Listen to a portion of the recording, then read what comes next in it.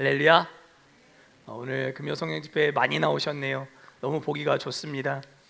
하나님께서 오늘 이 밤에도 우리의 기도에 응답하시고 역사하실 줄 믿습니다. 읽은 본문의 말씀을 중심으로 해서 끝까지 충성하라, 끝까지 충성하라 라는 제목으로 하나님 말씀 증거하도록 하겠습니다. 충성하되 했다 말았다 하지 말고, 잠깐 반짝였다 식었다 하지 말고 끝까지 충성하시는 그런 우리 성도님들 다 되실 수 있기를 축복합니다. 우리 옆에 성도님들하고 이렇게 한번 인사합시다. 끝까지 충성합시다. 냄비같이 하지 말고, 끓었다 식었다 하지 말고, 내 열정으로 하지 말고 하나님 주신 능력으로 끝까지 충성하는 우리 성도님들 되실 수 있기를 바랍니다. 오늘 본문 속 주인공은 나손이라고 하는 한 사람을 우리가 보게 됩니다. 나손이라고 하는 이름을 여러분들 들어보신 일이 있으신지 모르겠습니다. 사도행전에서 오늘 본문 21장 16절에 딱 한 번, 신약성경에서 딱 한 번 등장하고 있는 이 나손이라고 하는 사람, 그의 이름, 주목할 만한 이름이 아니었겠다라는 생각을 해보게 됩니다. 그러나 이 인물을 중심으로 정말 우리가 주시는 큰 은혜가 있다고 생각하여 오늘 말씀을 15절 16절 따로 떼어서 이렇게 읽게 되었습니다. 자, 나손은 아주 반짝이는 짧은 등장에도 불구하고 그의 찰나와 같았던 이 등장, 이 인생은 선교사 바울의 삶에 아주 크고 지대한 영향을 미쳤다라고 하는 것을 우리는 기억해야 합니다. 바울의 인생에 나손이 있었기 때문에 바울은 끝까지 사명을 완수할 수 있었습니다. 사명을 완수하는 것은 내 주변에 도움을 주는 하나님이 예비하신 사람들을 붙여주시는 방법으로 우리 하나님께서 그 사명을 이루게 하시는 분이신 줄 믿으실 수 있기를 축복합니다. 저는 여러분들의 인생에 나손과 같은 사람이 되기를 바라고, 여러분들도 제 목회의 여정에 나손과 같은 성도님들 되실 수 있기를 축복합니다. 오늘 본문 15절 말씀이 이렇게 시작되고 있어요. 이 여러 날 후에, 이 여러 날 후에. 이 여러 날이라고 하면 어느 날을 말하는 것일까요? 우리가 지난 시간 생각해 보았죠. 초대교회 7명의 집사 가운데 한 사람이었던 빌립 집사, 그는 전도자라고 불리는 사람이라고 했지요. 그 집에서 보낸 여러 날, 그때를 말하는 것이죠.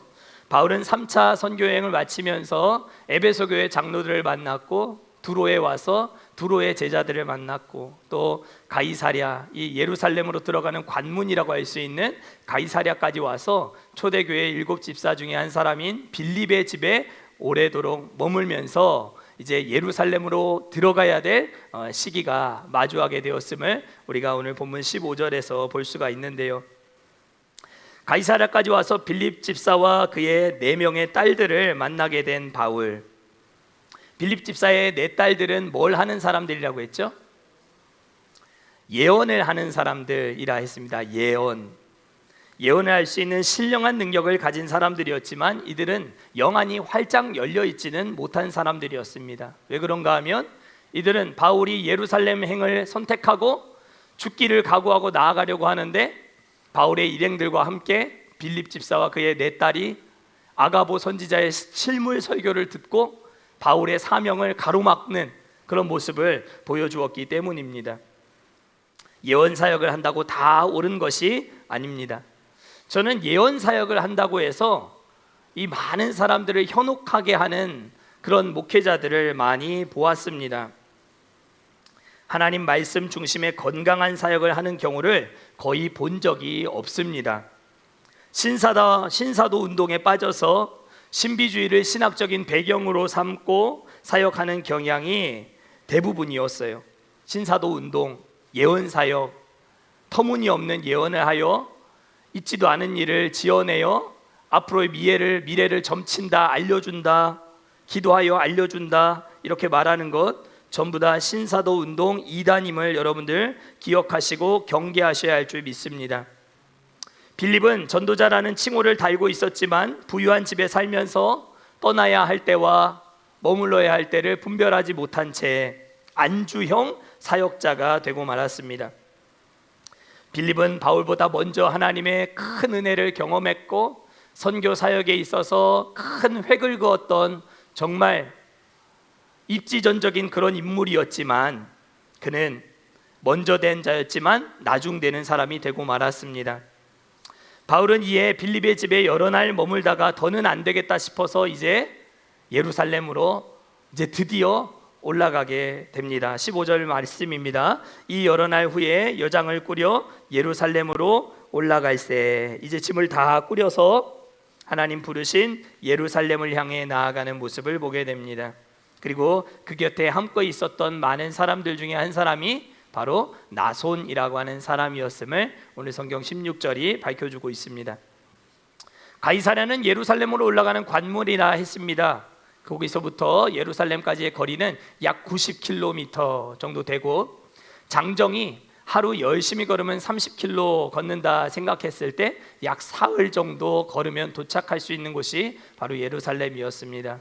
그러나 여러분도 한번 생각해 보십시오. 그곳에는 환난과 핍박이 기다리고 있다고 성령께서 늘 바울에게 주지시켜 주지 않으셨습니까? 예루살렘 가면 너를 붙잡아 죽일 이들이 있다. 바울을 잡기 전에는 먹지도 마시지도 않겠다 40일 동안 투쟁하고 있었던 강경파 유대인들도 있었고, 사실 바울이 설 자리가 없는 그 예루살렘, 그곳을 향해 나아가는 3일의 길, 아마 십자가를 지고 걷는 그런 길이 아니었을까라는 생각도 우리가 해보게 됩니다. 이런 분위기를 감지하고 있던 주변의 많은 사람들과 심지어 바울을 제외한 선교 팀원들까지 바울의 걸음을 막아섰던 이유를 우리가 아는 것이죠. 그럼에도 불구하고 바울은 이 3일 되는 거리를 예루살렘을 향해 나아가면서 주님의 손을 붙잡고 두렵지만 마음의 어려움이 있지만 그래도 믿음으로 걷고 있는 모습을 우리는 볼 수 있습니다. 그리고 이 절망의 길 위에서 바울은 나손이라고 하는 한 사람을 만나게 된 것입니다. 그는 바울의 사역을 돕도록 하나님께서 예비해 놓으신 그런 제자 중에 한 사람이었습니다. 모두가 바울을 등지고 버리고 떠나려고 할 때, 심지어 나와 선교를 같이 했던 사람들도 예루살렘 가면 안 된다고 만류하고 있는 이때에 오히려 바울 곁에서 그 절망의 3일 길 함께 걸어가겠다고 바울의 손을 붙잡아주는 나손과 같은 한 사람, 얼마나 귀한 사람이었겠습니까? 여러분들도 나손 같은 하나님의 사람 되실 수 있기를 축복합니다. 16절 말씀을 다시 한번 같이 읽어볼까요? 시작.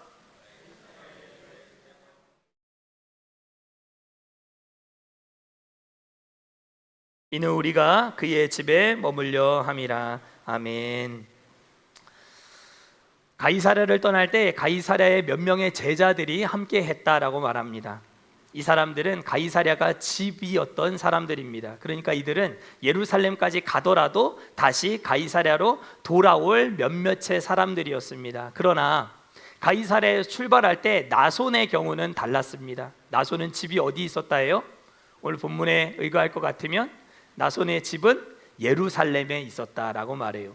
가이사랴의 몇 제자들과 나손이 함께 바울과 함께 예루살렘을 향해 나아가는데, 가이사랴의 몇 명의 제자들은 예루살렘을 향해 가던 바울을 배웅하고 다시 가이사랴로 돌아올 사람들이었지만, 나손은 바울이 환난과 핍박이 기다리고 있는 예루살렘을 향해 나아갈 때 자신의 집에 그를 머물게 하려는 목적으로 바울의 손을 붙잡고 지금 3일의 절망의 길을 걸어가고 있는 이 상황,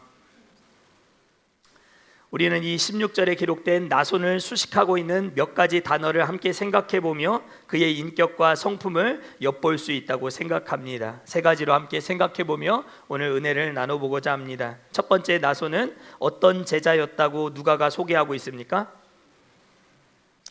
16절에 그 제자가 어떤 제자래요? 한 오랜 제자다. 한 오랜 제자 나손이었다라고 그를 소개하고 있는 것을 볼 수 있습니다.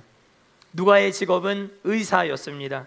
사도행전을 기록할 때 그는 아주 자신의 가지고 있는 의학적인 지식을 총동원하여 아주 명석하고 치밀한 방법으로 사도행전의 역사를 기술해 나가는 것을 볼 수 있지 않습니까? 그 가운데 나손에 대하여 누가가 겪어보니까 3일 길을 함께 걸어보니까 이 나손이라고 하는 제자는 그냥 제자가 아니다라고 하는 것을 알게 된 거예요.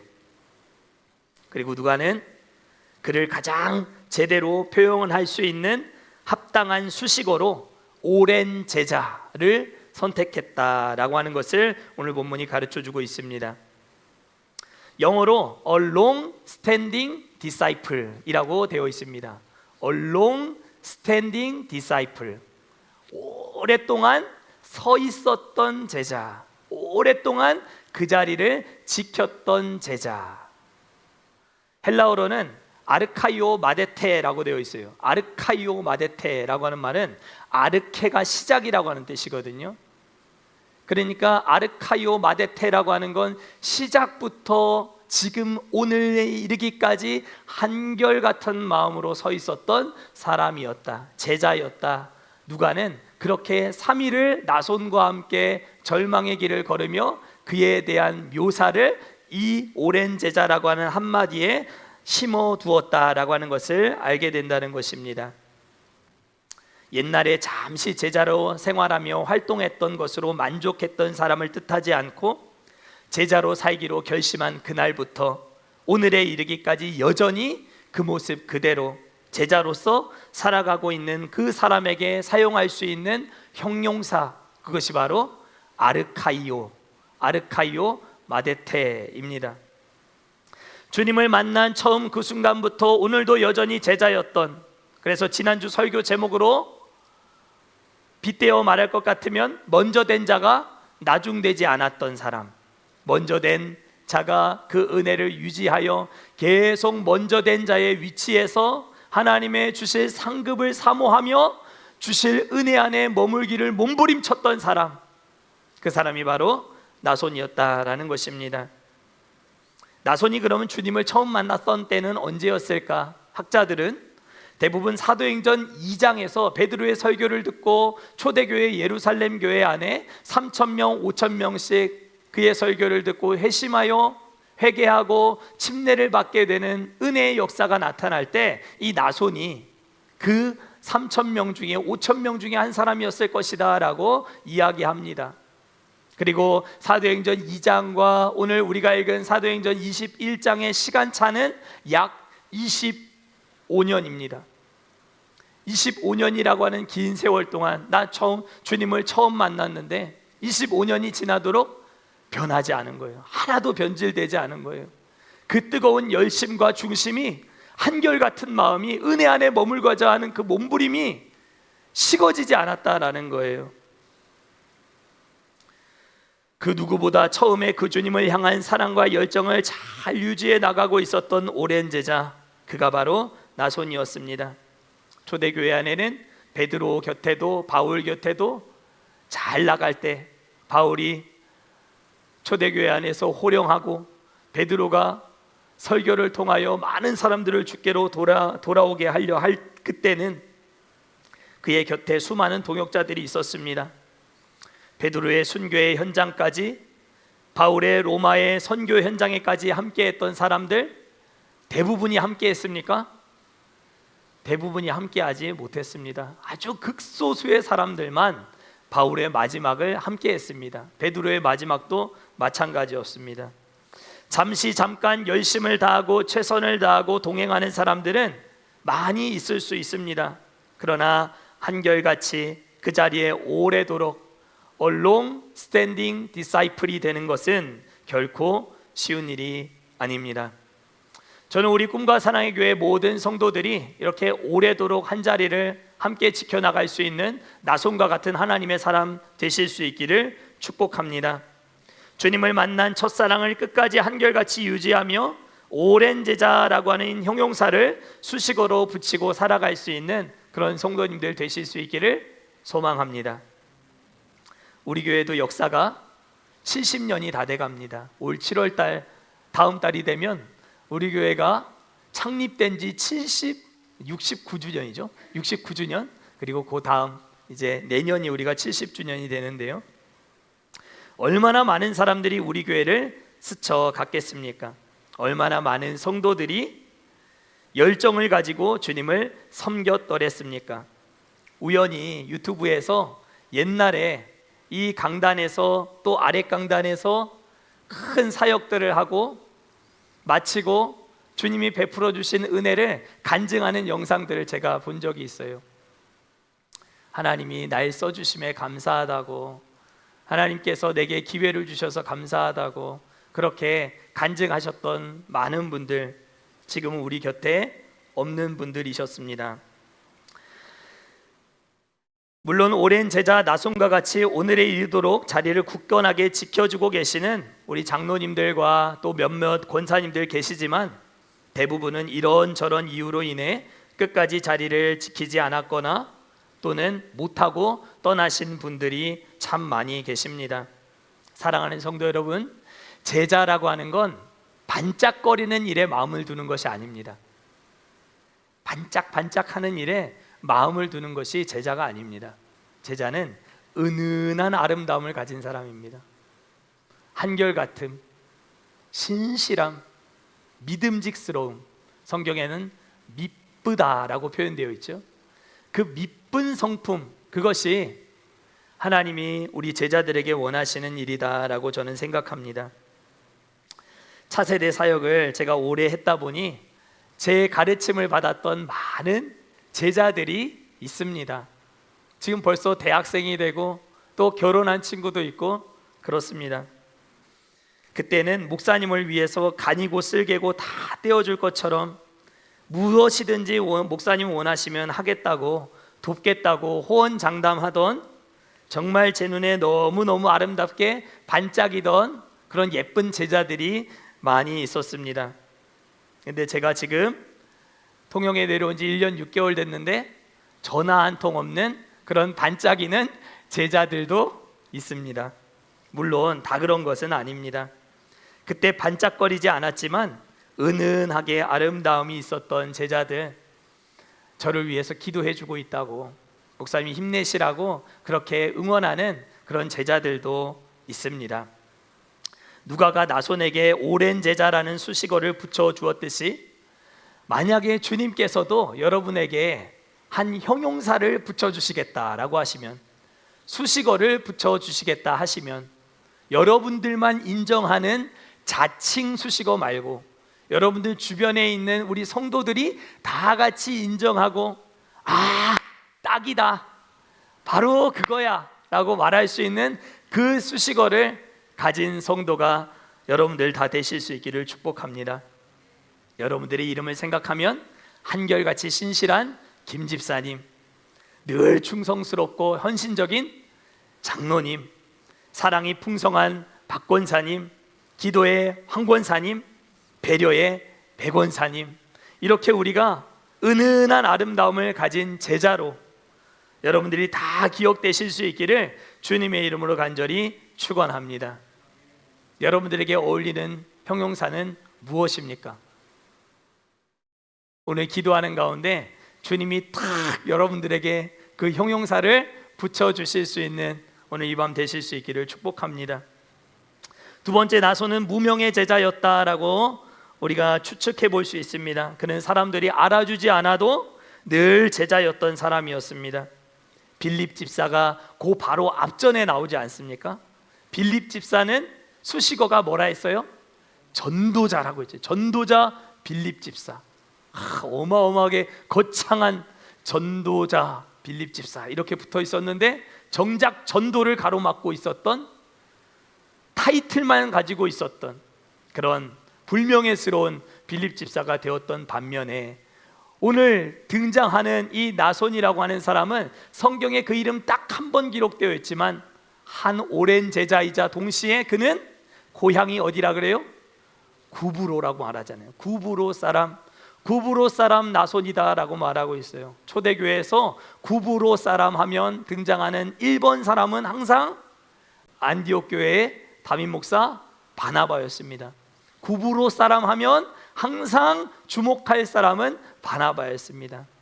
나손은 항상 구브로 사람, 동양 사람이기는 했지만 바나바의 그 후광에 가려져 있었던 사람, 늘 열심히 일은 하지만 사람들의 주목을 받지 못하는 그런 사람, 영원한 이인자와 같았던 사람이 바로 나손이었습니다. 교회 안에도 그런 사람들 있죠. 똑같은 일을 하고도 더 알아주는 사람도 있고 못 알아주는 사람도 있지요. 어느 교회든 같은 봉사를 하고 박수를 받는 사람 따로 있고 숨어서 일한 사람 따로 있고, 일은 내가 다 했는데 수고했다고 박수는 저 사람이 다 받고, 아주 야속한 경우들 많이 있어요. 나손은 고향 사람, 동양 사람 바나바를 향해 박수치는 성도들을 야속하다고 생각하지 않았고 제자됨을 끝까지 포기하지 않았던 사람입니다. 여러분들, 이게 말이 쉽지 진짜 쉬운 일이 아닙니다. 그렇지 않습니까? 일을 내가 1부터 100까지 내가 다 했는데 영광을 저 사람이 다 가로채가, 근데도 25년 한결같이 숨어 지내며 보이지 않는 곳에서 제자의 타이틀을 달고 포기하지 않고 그 일을 한결같이 주님 앞에서 했다라고 하는 것, 그거는 쉬운 일이 아닙니다. 저와 같았으면 어떻게 해서든지, 저 같았으면 어떻게 해서든지 흔적을 조금이라도 남기고, 어떻게 해서든지 그래도 내가 좀 했다고 그래도 흘려줘서 흔적을 남기고, 그래도 요거는 내가 한 부분이라고, 요건 내가 하자고 해서 한 거였다고 그렇게 말하고 싶은 욕심이 제 안에는 많이 있죠. 그런데 나손은 그런 사람이 아니었습니다. 그는 이름도 없이 빛도 없이 감사하며 섬겨온 시간들로 채워진 인생이었습니다. 그저 하나님 앞에 쓰임받을 수 있음에 감사하며 오늘도 제자로 숨 쉴 수 있도록 은혜 베풀어 주신 주님을 생각할 때 가슴 벅찬 감동과 감격이 있었던 사람, 그 사람이 바로 나손이었습니다. 그래서 고린도 후서에는 이 세상에 두 종류의 사람이 있다고 말합니다. 유명한 자 같으나 무명한 자가 있고, 무명한 자 같으나 유명한 자가 있다라고 말합니다.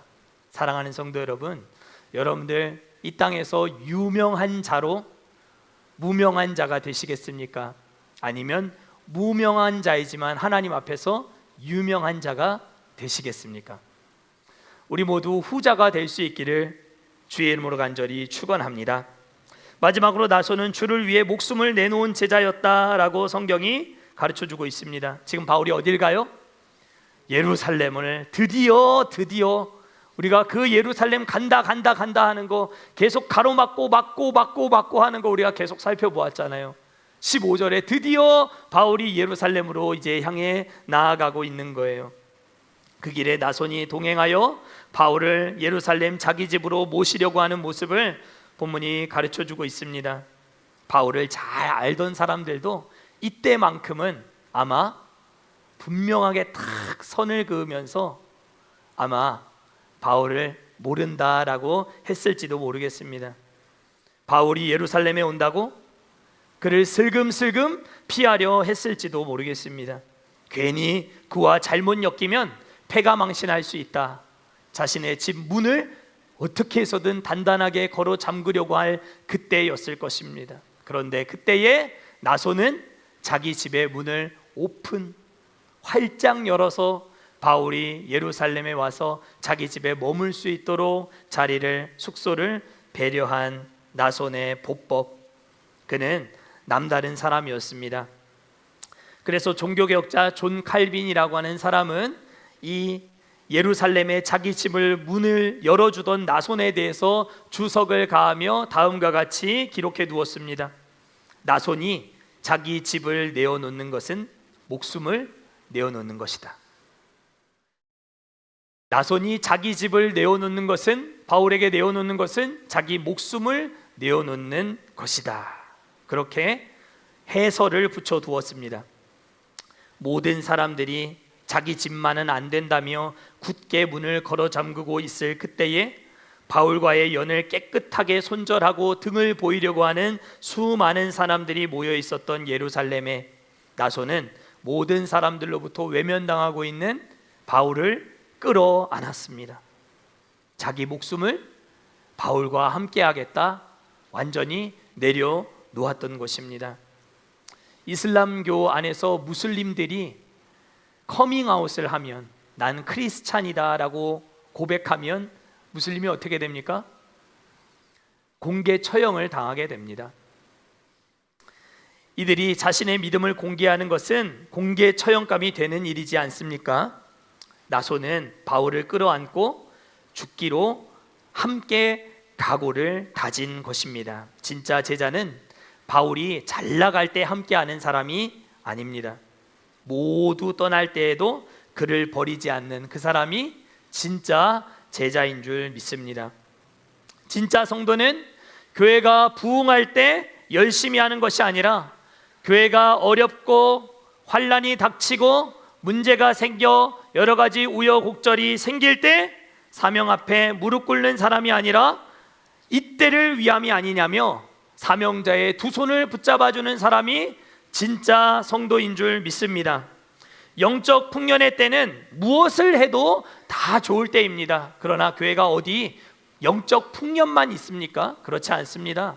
영적 흉년의 때도 교회는 맞이합니다. 그 흉년의 때에 등 돌리고 떠나버리는 문을 걸어 잠그는 그런 성도 되지 마시고 사명자에게 문 열어주고 절망의 사민길 손붙잡아 주어 함께 걷고 사명의 디딤돌 되어 하나님의 영광 드러내는 끝까지 사명의 대열에서 끝까지 충성함으로 함께 나아가는 저와 우리 모두가 될 수 있기를 주의 이름으로 간절히 축원합니다.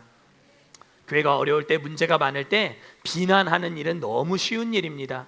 이런저런 말하는 일, 입을 벌리는 일은 너무너무 쉬운 일입니다. 그러나 문 여는 일은 너무너무 어려운 일입니다. 저는 흉년의 때에 꿈과 사랑의 교회가 지금 흉년을 벗어나고 있다고 저는 믿고 있지만 여전히 어려운 흉년이 남아있다면 우리 입을 열지 말고 마음의 문을 활짝 열고 그렇게 하나님 은혜의 앞에서 주님이 붙여주시는 아름다운 수식어를 가지고 나손과 같이 쓰임받는 저와 우리 모두 될 수 있기를 주의 이름으로 간절히 축원합니다. 보이지 않지만 끝까지 한결같은 충성심으로 주님 앞에 나아가는 저와 우리 모두 될 수 있기를 소망합니다.